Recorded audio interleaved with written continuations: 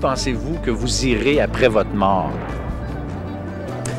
Bien, c'est sûr que ayant été élevé dans la religion catholique, moi, dans ma tête, normalement, c'est au ciel.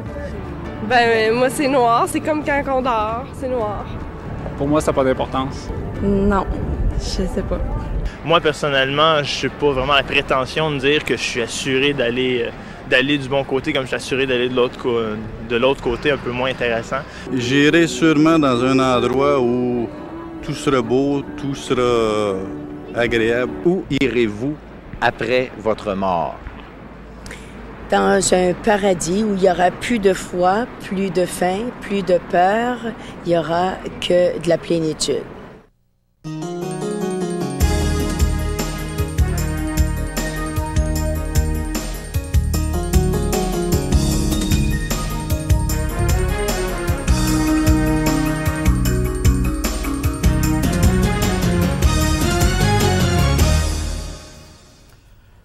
Bonjour à tous et re-bienvenue à l'émission L'heure de la bonne nouvelle. C'est déjà la dernière émission de cette présente série ayant pour thème « Si tu connaissais le don de Dieu ».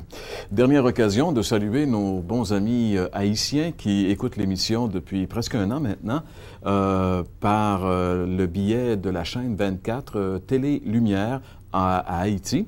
Alors on vous salue d'une manière bien particulière.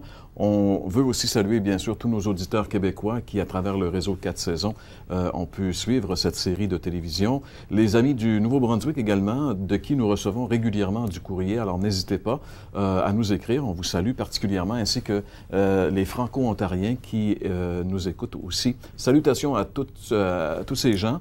Et demeurez avec nous. C'est la dernière émission. Puis aujourd'hui, dans le cadre de cette série qui avait pour thème « Si tu connaissais le don de Dieu », eh bien, nous allons parler du ciel. Dieu nous offre le ciel. Dieu promet à celui qui se confie en lui, celui qui se confie en son Fils Jésus-Christ pour son salut, eh bien, il lui promet la plus belle de toutes les promesses, finalement, le ciel, le paradis, la présence même de Dieu pour toute l'éternité, partager la gloire de Dieu pendant toute l'éternité. C'est ça le ciel, et c'est une promesse de Dieu. Et c'est de ça que nous allons parler aujourd'hui. Je vais vous montrer, à l'aide de la parole de Dieu, à l'aide de la Bible, que c'est vraiment ce que Dieu nous propose. Comme artiste invité, on aura le plaisir d'accueillir Nicole Stratford, qui sera avec nous aujourd'hui. On vous parlera également des déjeuners de l'espoir et nous vous dirons aussi comment faire pour savoir où il y a un déjeuner dans votre région. Et j'aimerais aussi qu'on revienne un petit peu sur notre Vox Pop, François. Les opinions sont un peu partagées, mais je pense que majoritairement, les gens ne savent pas vraiment ce qui va se produire. C'est un peu tragique, par exemple, hein, parce que finalement, la mort, c'est le lot de tous. Ça peut arriver n'importe quand. Et puis, on sait, la majorité des gens s'en vont dans cette vie sans savoir où ils vont aller après. C'est clair que c'est la question la plus importante. Puis je trouve ça terrible de penser que on prépare plein de choses. On fait des voyages organisés. On se prépare comme d'une façon incroyable, finalement, pour notre retraite. On se prépare pour faire un voyage.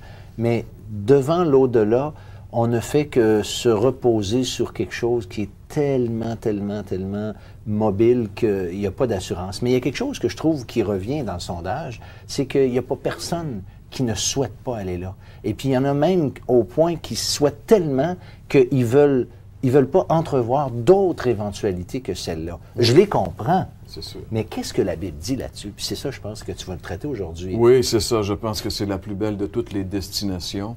On devrait envisager la vie présente comme aboutissement dans le ciel, mais pour cela, il faut être certain, pour savoir où on s'en va, il faut consulter, si vous voulez, la carte. La carte, c'est la Bible, et la Bible nous indique quel est le chemin à prendre pour se retrouver dans le paradis pour l'éternité. Alors, on va en parler dans un petit instant, mais si vous voulez, pour l'instant, nous allons aller faire un tour du côté de la chronique « La Bible répond ».